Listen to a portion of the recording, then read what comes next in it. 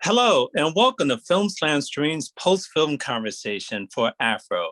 My name is Eric Siler. I'm a professor of film, media arts, and communication, as well as moderator for this conversation. We are very pleased to be joined by the director of Afro, Jen Shaw. Jen is a New York City writer/director and alumna of NYU's Tisch School of the Arts. Her bold and cinematic filmmaker has both distinctive humor and dramatic instinct. Shaw is an award-winning producer and headed up production at ESPN's Creative Works before establishing herself as a writer-director. She has won a number of awards, and she's even had the chance to produce a film that was executive produced by Spike Lee. Other accolades for Jen Shaw include 2 appearances at the American Pavilion Emerging Filmmakers Showcase at the Cannes Film Festival in 2017 and in 2020. So hello, Jen, and welcome. Hi, thanks for having me. Oh, it's so good to have you. It's so great to have this fresh, refreshing type of film. Can you tell us a little bit about what inspired you to make this film? Yeah, like Afro was really just a little piece of what I experienced growing up. I grew up in Kentucky and, there were definitely kids, there was some diversity there, but it was mostly predominantly white school. And I think I and other kids in the school just struggled with, different cultural identity issues, not being a time where people talked about it, I think, as much as even they do now. So Afro kind of was like, this way for me to talk about those issues in a very fun and relatable way that just felt real and grounded in an experience that you might have when you're trying to figure out what really defines your race or culture.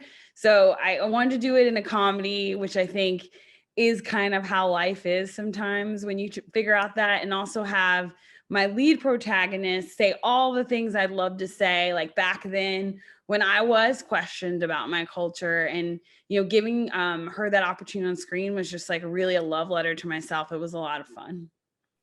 Oh, interesting, interesting. Now, this film, like you said, did have a little bit of humor in it and so forth.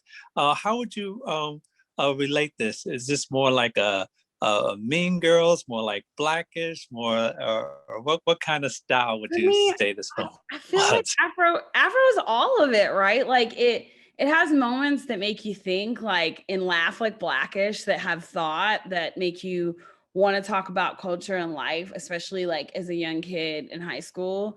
It has elements that have, basically drama, because there's like, there's a going back and forth, there's fight, there's some mean things said. I mean, so you have a touch of that. But I think, as far as like that blended genre, I feel like it kind of stands alone. I love the fact that I was able to create something that I think blended genres. It challenged the way, especially teens are portrayed. And I think in a world where culture is such a hot topic, it takes it head on. And I think Afro does that in such a great way. Indeed, it does. Let's talk a little bit more specifically about the production. How long did it take to actually complete the film from the development stage to the final edit? Yeah, I would say we started around like of 20, like all the years just blend together. But I would say, like, I think October, 2019, and then we had a final cut around, like, I would say February, March 2020. So I think, total process about 6 months for a short film, which is pretty fast. I think, like, we were able to shoot and do a 3-day shoot, well, 2.5, and then work in the LA area. So as anyone knows who does film, it's like a lot of permits, a lot of processes, but the development phase was so much fun. I mean, casting, I actually live in New York area, so I had to like fly back and forth a couple times to cast all the characters that were amazing actors and actresses. And Brianna Roy, that plays the lead, is amazing. And, that process started. And then from there, we went with the shoot days. And we really took our time in the edit to make sure it was something that we thought, looked kind of like a series, and looked kind of like a, show, had that show kind of touch, look, and feel. And that came out in the end with the post-production. Absolutely, it did. Can you give us a little bit more insight about the filming of it? Like, I know we started out with Marissa talking about if you can solve a problem backwards, you can, solve anything. Was that the intention, like, for her to walk backwards, or did that come up like in post or and later on in the development of the story? Yeah, that was in the script. Like when I was in high school, I used to do just like weird things in the hallway. And I was like, what is like, I loved, solving problems and I was like into like math and science, but I was like kind of a little different than Marissa. So it was like, what would her characters do? Like they're best friends, they're going to do something. So I think the literal walking backwards became a metaphor for her figuring out her life and solving the problems. It's like you can be really smart at math but life is harder, right? Problems are straightforward, social issues are not. So I think I just wanted to kind of like bring the theme of the short full circle, but actually literally just bring in the comedic moment of having like two best friends having fun, doing something wild to get you into the moment and really help you understand who those two characters were and how close knit of friends they have to be to do something like that from the start. Absolutely. I just want to let everyone know we are talking to the director of Afro, Jen Shaw. If you have questions, please put them in the Q&A portal and we'll get to them as time allows. Speaking of characters, Miss Dixon, was she based on any of your real life teachers at all? Or how was that character developed? Yeah, I mean, Miss Dixon, she was played by Deborah Wilson, who I don't know, our audience might be a little too young, but she was on this show called Mad TV back in the day. And she's she's on like, she does video games now, voice, a lot of movies still, and she is just a phenomenal, legendary comedian. So I think one of the things is, I wrote Miss Dixon in mind to just like be kind of encapsulate a lot of like the Black teachers that I had growing up that had their like own style and flair and just like are really fun in the classroom. So she wasn't like anyone specific, but when Deborah took the role, she added her own like flavor to it. She added the rap in the beginning. She like brought a lot. So I think that character is very, indicative of that co-collaboration that a director and an actress can have. And it really turned out great because I think she's one of the highlights and she stills the scene she's in a lot, which is, the point of the character. So I'm glad it worked out.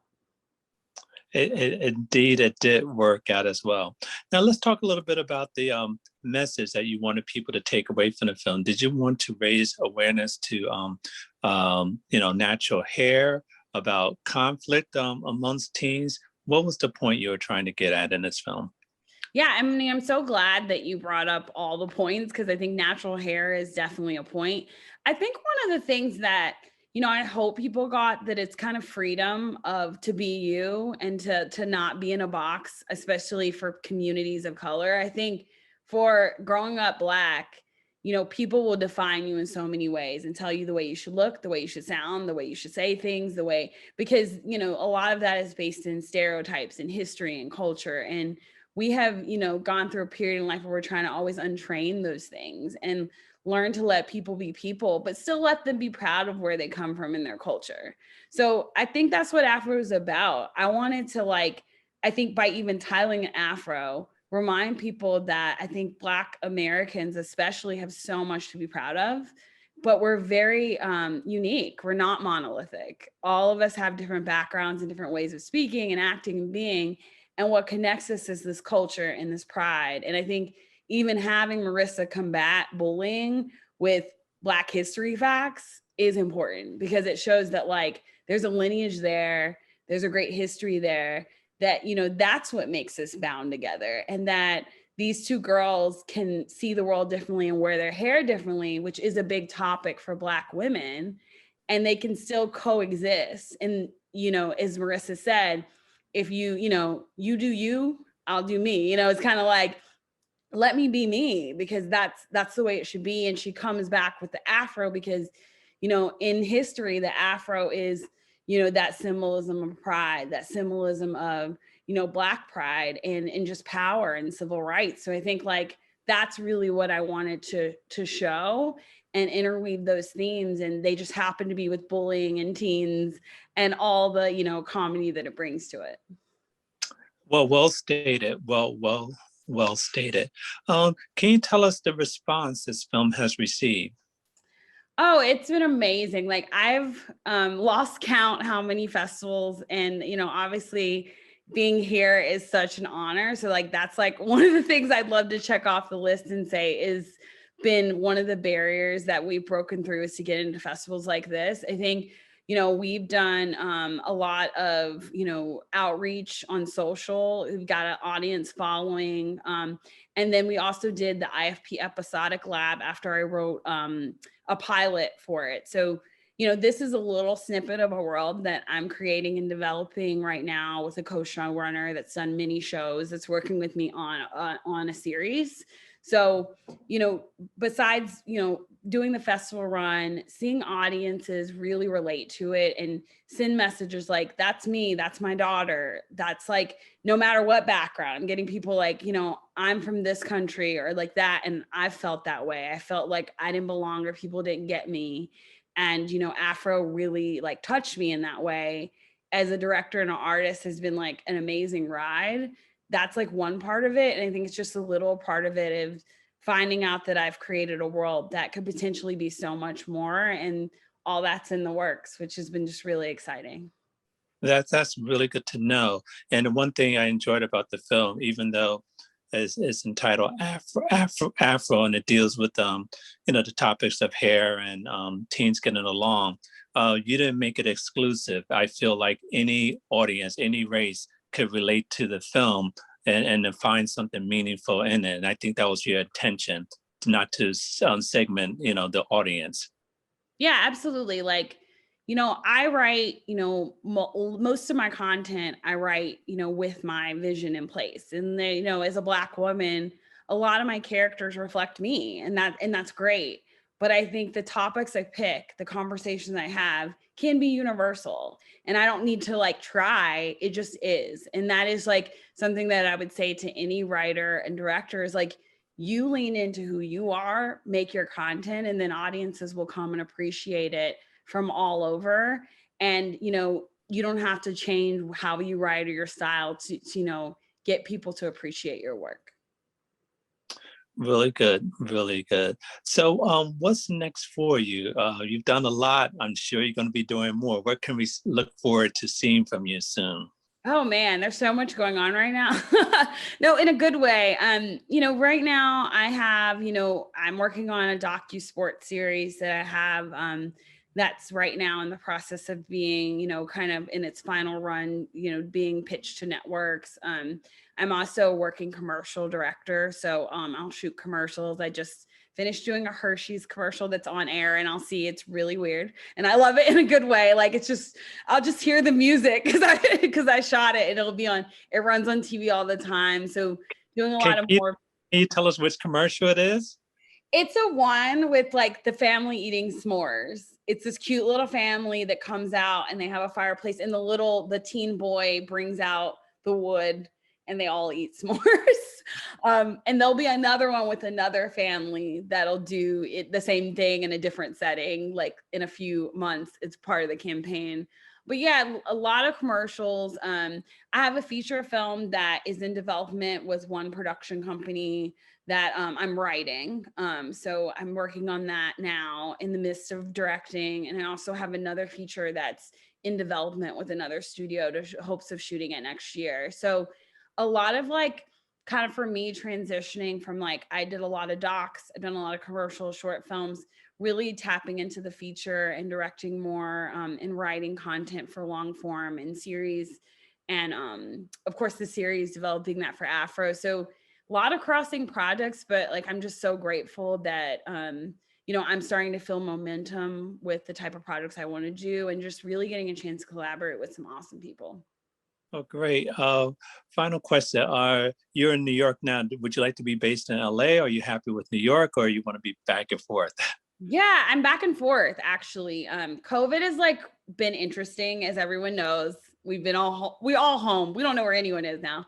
But yeah, I do kind of consider myself a New York area based director. And then I'm in LA for what I need to be. And then my agent, manager, and all that's in LA. So I have a footprint in LA and I love it there as far as like work. I just have my heart, like, I just love the East Coast.